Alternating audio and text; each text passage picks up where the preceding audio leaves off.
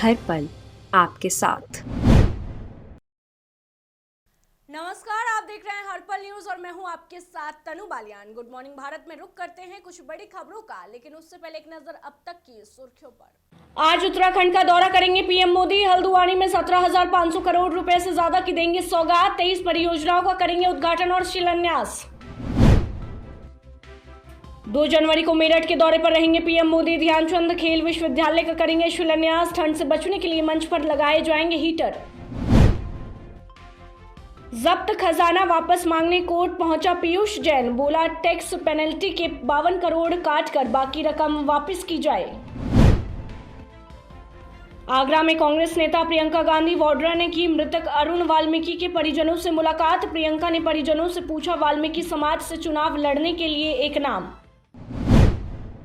2 जनवरी को पीएम नरेंद्र मोदी मेरठ के सरधना में मेजर ध्यानचंद खेल विश्वविद्यालय का शिलान्यास करेंगे। यूपी के इस पहले खेल विश्वविद्यालय के शिलान्यास समारोह के लिए पुलिस प्रशासन दिन रात तैयारियों में जुटी हुई है। सलावा में जर्मन हैंगर से शिलान्यास समारोह के लिए पंडाल सजाया जा रहा है। साथ ही सलावा की पुलिस चौकी को भी आयोजन के लिए रेनोवेट किया जा रहा है। पीएम नरेंद्र मोदी उत्तराखंड के 1 दिवसीय दौरे पर रहेंगे। इस दौरान पीएम मोदी प्रदेश की जनता को हजारों करोड़ की परियोजनाओं का लोकार्पण और शिलान्यास करेंगे। पीएमओ से मिली जानकारी के मुताबिक पीएम राज्य में 23 परियोजनाओं का उद्घाटन और शिलान्यास करेंगे। इन परियोजनाओं की कीमत 17,500 करोड़ रुपए है। आपको बता दें कि उत्तराखंड के मुख्यमंत्री पुष्कर सिंह धामी ने हल्द्वानी में आयोजन स्थल पर जनसभा की तैयारियों का जायजा लिया। उन्होंने मौके पर जाकर अधिकारियों से जानकारी ली और उन्हें निर्देश दिए। कोरोना वायरस के ओमिक्रॉन वेरिएंट को लेकर बढ़ती चिंता के बीच प्रधानमंत्री नरेंद्र मोदी की यूएई और कुवैत की यात्रा स्थगित कर दी गई है। पीएम मोदी का खाड़ी के इन 2 देशों का दौरा 6 जनवरी को होने वाला था। सूत्रों के अनुसार ओमिक्रॉन मामलों की बढ़ती संख्या की वजह से यात्रा को रीशेड्यूल करना होगा और शायद फरवरी में खाड़ी देशों की इस यात्रा को आयोजित किया जा सकता है।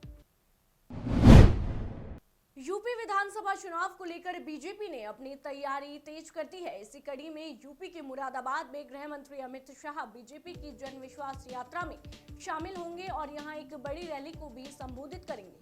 अमित शाह की रैली की तैयारियां जोरों पर है, जिसको लेकर मुरादाबाद के सर्किट हाउस में बीजेपी के बड़े पद अधिकारियों और नेताओं ने मीटिंग की, जिसमें रैली को कामयाब बनाने की रणनीति पर बात की गई।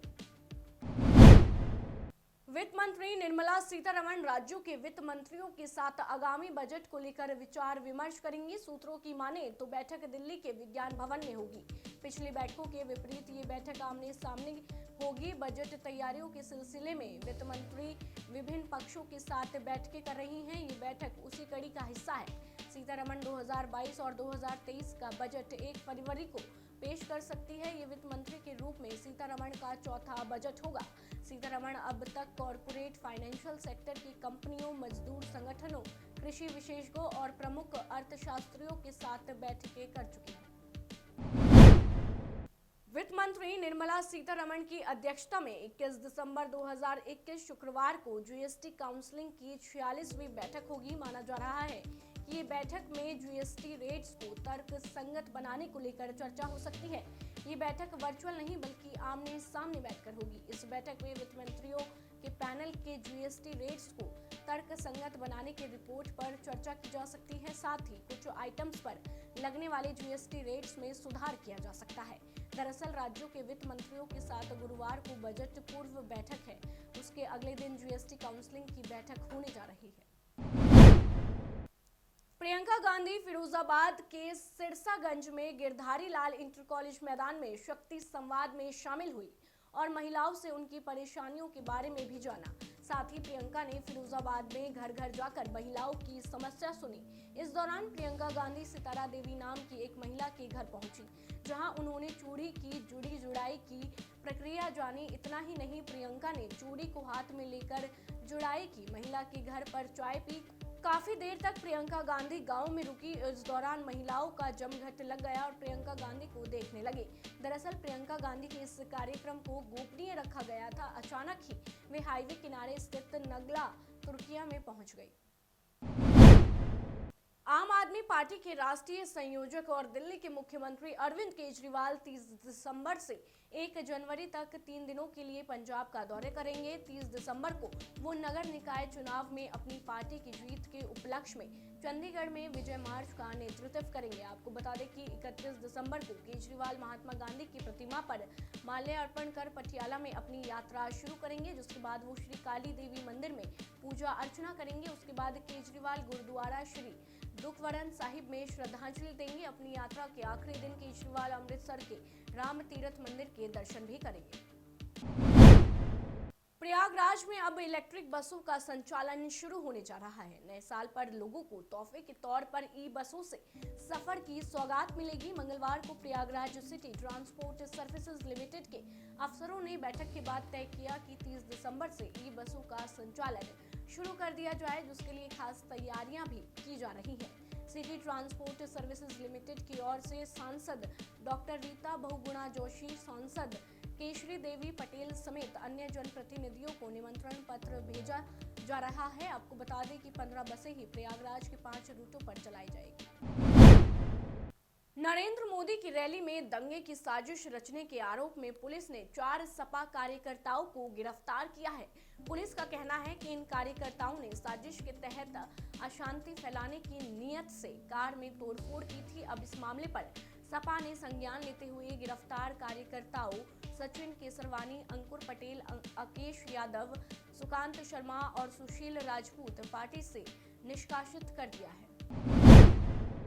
पंजाब के लुधियाना में एक कपड़ा फैक्ट्री में आग लग गई। घटना की जानकारी मिलते ही घटनास्थल पर दमकल विभाग की 15 से 20 गाड़ियां पहुंच गई। ये आग 7वीं मंजिल पर लगी थी। आग के विकराल रूप लेते ही वहां अफरा तफरी का माहौल फैल गया। बताया जा रहा है कि आग इतनी भयानक थी कि इसने पूरी इमारत को अपनी चपेट में ले लिया। आग की वजह से लेंटर और इमारत बुरी तरह से नष्ट हो चुकी है। आग तेजी से अलग अलग मंजिलों पर पहुंच गई। घटना की जानकारी मिलते ही स्थानीय पुलिस अधिकारी और आला अधिकारी घटनास्थल पर पहुंच गए। हालांकि अग्निशमन अधिकारी मुनिंदर सिंह ने बताया कि इस पूरे हादसे में जान माल का कोई भी नुकसान नहीं हुआ है। भारतीय क्रिकेट कंट्रोल बोर्ड के अध्यक्ष सौरव गांगुली की कोविड पॉजिटिव रिपोर्ट आने के बाद उन्हें कोलकाता के वुडलैंड्स अस्पताल में भर्ती किया गया था, जहां अब उनकी हेल्थ बुलेटिन जारी करते हुए जानकारी से पता चला कि सौरव गांगुली की हालत स्थिर है और उनका ऑक्सीजन लेवल भी काफी बेहतर है। आपको बता दें कि अस्पताल के द्वारा दी गई जानकारी के मुताबिक सौरव गांगुली ने पिछली रात को एक अच्छी नींद ली और बुधवार सुबह नाश्ता भी किया। सोमवार को उन्हें एंटीबॉडी कॉकटेल थेरेपी भी दी गई थी। कोरोना की संक्रमण दर 1% पार करने के बाद भी दिल्ली में येलो अलर्ट ही लागू रहेगा। सरकार अभी अंबर अलर्ट लागू कर पाबंदियां सख्त नहीं करेगी। दिल्ली आपदा प्रबंधन प्राधिकरण की बैठक में बुधवार शाम ये फैसला लिया गया। डीडीएमए का मानना है कि संक्रमण दर बढ़ने के बाद भी हालात काबू में है। अस्पतालों में बेड खाली है और ऑक्सीजन भी पर्याप्त है। इससे पहले बुधवार शाम उपराज्यपाल अनिल बैजल की अध्यक्षता में डीडीएमए की बैठक हुई। इसमें कोविड की मौजूदा हालत पर समीक्षा की गई। इसमें मुख्यमंत्री अरविंद केजरीवाल समेत उनके कैबिनेट सहयोगी और वरिष्ठ अधिकारी मौजूद थे। आधिकारिक सूत्रों का कहना है कि मुख्यमंत्री का ऐसा मानना था कि अभी हालात काबू में है। अस्पतालों में बड़ी संख्या में बेड भी खाली पड़े हुए हैं। मेरठ में बढ़ रहे कोरोना मरीजों की संख्या ओमिक्रॉन की आहट है। जिले में कोरोना के 12 नए संक्रमित पाए गए हैं। अब जिले में सक्रिय मरीजों की संख्या 31 के पार हो गई है। वहीं एक दिन में 12 मरीज मिलने से स्वास्थ्य विभाग में हड़कंप मच गया है। आपको बता दें कि सभी के सैंपल जीनोम सीक्वेंसिंग के लिए दिल्ली भेजे जा रहे हैं। साथ ही संक्रमित लोगों के संपर्क वालों की जांच कराई जा रही है। स्वास्थ्य विभाग के अनुसार पिछले 4 दिन में 28 मरीज मिल चुके हैं। असम सरकार ने नए साल के जश्न के मद्देनजर कोविड-19 को लेकर नए निर्देश जारी किए हैं, जिसमें कहा गया है कि राज्य में अब 31 दिसंबर को नाइट कर्फ्यू नहीं होगा। साथ ही सरकार ने सभी लोगों से मास्क पहनने सहित कोविड उपयुक्त व्यवहार बनाए रखने का आग्रह किया है और ऐसा न करने वालों के खिलाफ कानूनी कार्रवाई की जाएगी और उन पर जुर्माना भी लगाया जाएगा। बता दें कि राज्य के स्वास्थ्य मंत्री केशव महंत ने 26 दिसंबर की सुबह 6 बजे से अगले आदेश तक पूरे राज्य में नाइट कर्फ्यू का ऐलान किया था। हालांकि ये 31 दिसंबर की रात को लागू नहीं होगा। देश में ओमिक्रॉन के बढ़ते मामले अब चिंता का विषय बनते जा रहे हैं। मामलों में तेजी से बढ़ोतरी हो रही है। देश के कई राज्यों में लगातार ओमिक्रॉन के मामले सामने आ रहे हैं। राजस्थान में 23, पश्चिम बंगाल में 5, उड़ीसा और यूपी में 1, तमिलनाडु में 11 और आंध्र प्रदेश में 10 नए मामले सामने आए हैं। इसके साथ ही देश में ओमिक्रॉन की संक्रमितों का आंकड़ा बढ़कर 800 के पार पहुंच गया है। कोरोना का यह वेरिएंट अब तक 21 राज्यों और केंद्र शासित प्रदेशों में पहुंच चुका है। दिल्ली में सबसे ज्यादा मामले बढ़ चुके हैं। दिल्ली के मौजूदा आंकड़ों की बात करें तो दिल्ली में अब तक 228 मामले दर्ज किए गए हैं, जबकि इसके बाद महाराष्ट्र का नंबर है, जहां ओमिक्रॉन के 167 मामले आए हैं। मौसम विभाग के अनुसार दिल्ली में बुधवार को न्यूनतम तापमान 8 डिग्री सेल्सियस रहने की संभावना है। हालांकि आईएमडी का अनुमान है कि आज बारिश नहीं होगी और कोहरा छाया रहेगा। पर्वतीय क्षेत्रों में हो रही बारिश और बर्फबारी की वजह से मैदानी इलाकों में ठंडक अब ज्यादा बढ़ने लगी है। राष्ट्रीय राजधानी दिल्ली समेत उत्तर भारत में शीतलहर की आशंका फिर से जताई गई है। बता दें कि राजधानी दिल्ली में बुधवार को मौसम विभाग ने पारे में गिरावट की उम्मीद जताई है। इसके अलावा लेह, जम्मू, श्रीनगर आदि शहरों में तापमान में गिरावट दर्ज की जा सकती है। हिमाचल प्रदेश के बिलासपुर में शक्तिपीठ श्री नैना देवी मंदिर में नववर्ष मेले का आयोजन किया जाएगा।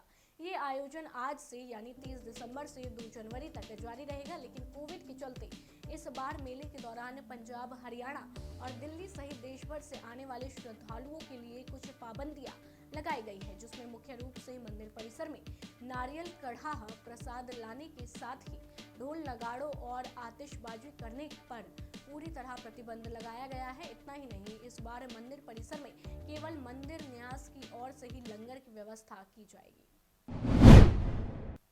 गोरखपुर के गुलरिया थाना क्षेत्र से एक बाइक की चोरी की घटना सामने आई है। बाइक चोरी की ये घटना सीसीटीवी में कैद हुई। आपको बता दें कि गुलरिया थाना क्षेत्र के भटहट चौकी अंतर्गत एक निजी अस्पताल के सामने खड़ी बाइक को चोर चुरा ले गए। चोरी की ये करतूत पास में लगे सीसीटीवी कैमरे में कैद हो गई।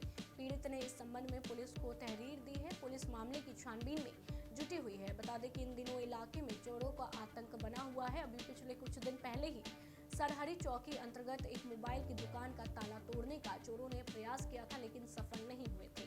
फिलहाल बाइक चोरी की घटना को सीसीटीवी ने कैद कर लिया है, जिसके आधार पर पुलिस ने उनकी तलाश शुरू कर दी है।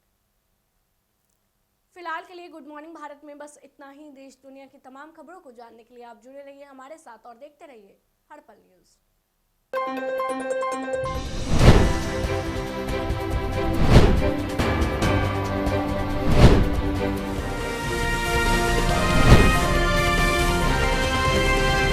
हर पल आपके साथ।